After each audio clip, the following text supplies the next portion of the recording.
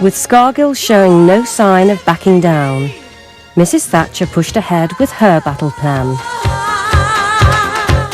Most of us just thought Maggie was a silly old woman and didn't take her seriously. Crikey, were we wrong, you know. The naivety of youth, I guess.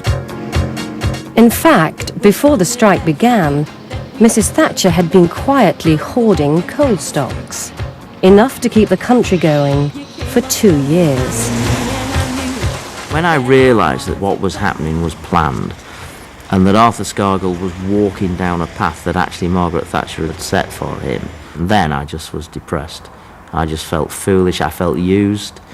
And we didn't give up, far from it, but I think we knew that we had our backs against the wall then.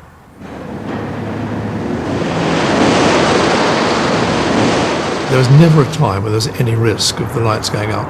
And I might say, had we not had coal in the United Kingdom to move, I would have imported coal and moved imported coal into the... And it was absolutely essential that this battle wasn't lost.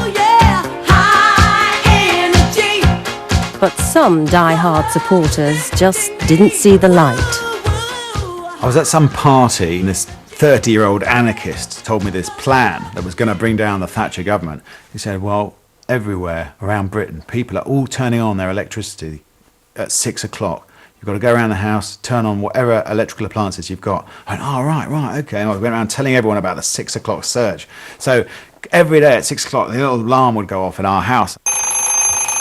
And I'd run around and flick on the kettle, flick on the immersion heater, the fan heater, anything that's electric. I would tell electric blanket, we still got that somewhere. Plug it in. It doesn't matter if it's not in the bed. Plug it in, switch it on.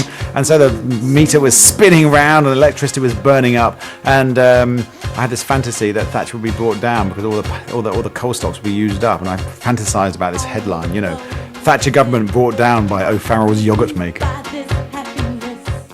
One mistake that Mrs Thatcher didn't make about Scargill was to underestimate Scargill. But Scargill underestimated Thatcher.